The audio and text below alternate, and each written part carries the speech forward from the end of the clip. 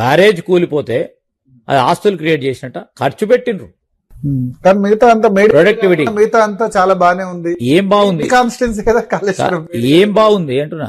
ఈ రోజు ఉదాహరణ చెప్తా ఉన్నానండి. ఆ ప్రాంత ప్రజలకు సంబంధించి 1 ఎకరం కూడా సాగుకి ఇవ్వకుండా ఓన్లీ మీరు బ్యారేజీలు కట్టి ఎవరి గురించి నీరు అందిస్తా ఉన్నారు? మీ కాన్స్టిట్యున్సీలో 1 ఎకరం కూడా సాగు. 1 ఎకరము కాళేశ్వరం అదే కాళేశ్వరం నుంచి 3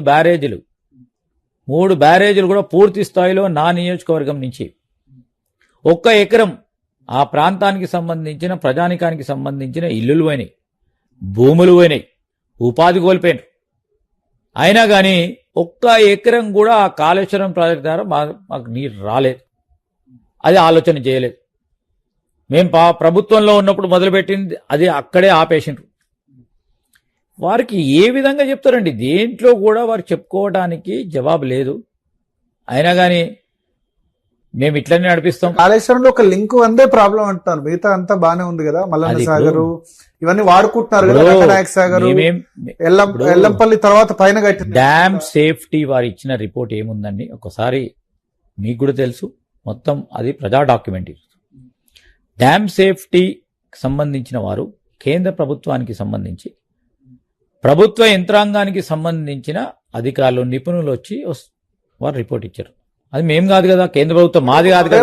పర్యవాసి ఎందుకంత రచ్చ చేస్తున్నారు? పర్యవాసి కాదు, అది ఒక 100 కోట్లు ఖర్చు పెడితే రిపేర్ అయ్యేదానికి ఇంత 2 సంవత్సరాలు. ఇప్పుడు కూడా చెప్తా ఉన్నాం, డ్యామ్ సేఫ్టీకి సంబంధించిన అధికారులు రేపటి నుంచే రిపేర్ మొదలు పెట్టండి అని చెప్తే మేము ఒక నిపుణులుగా వారు చెప్తా ఉన్నాం కదా సార్.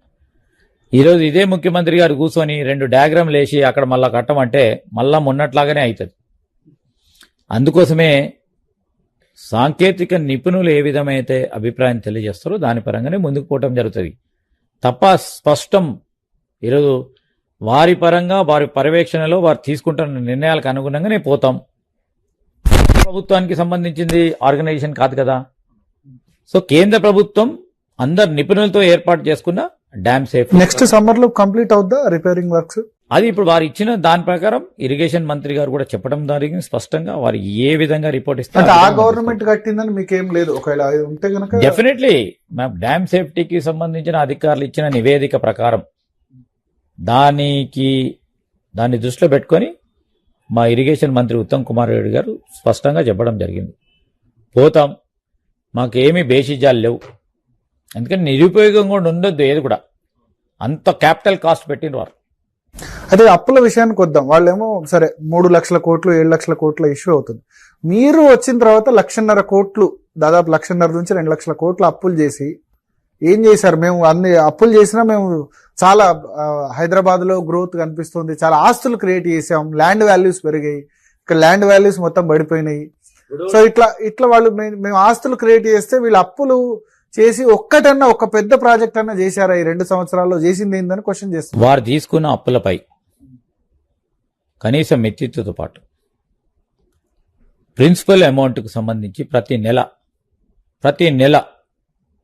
6,000 కోట్ల పై చెలుకు ఈరోజు డెట్ ఫైనాన్సింగ్ కింద వివిధ బ్యాంకులకు వివిధ కార్పొరేషన్స్కు కడతా ఉన్నాం మనం రాష్ట్ర ప్రభుత్వం తరఫున. అంటే వారు చేసిన అప్పు పైన అది స్పష్టంగా కనబడతా ఉంది కదా. 12 నెలలు వేసుకోండి 6,000, 2 సంవత్సరాలకి ఎందుకే వేసుకోండి. మీరు ఒక పక్షాన ఆదాయ వనరులు పెంచకుండా అప్పు ఇష్టారాజ్యంగా అడ్డగోలుగా చేస్తూ ఈరోజు ప్రభుత్వం వారసత్వంగా మాకు వచ్చింది కనుక మేము అప్పులు తీసుకుంది కదా ప్రభుత్వం, దానిపైన మిత్తి కట్టం, దానికి ప్రిన్సిపల్ అమౌంట్ కొద్ది వాటి పరంగా కట్టం అంటే నడుస్తుందా వ్యవస్థ?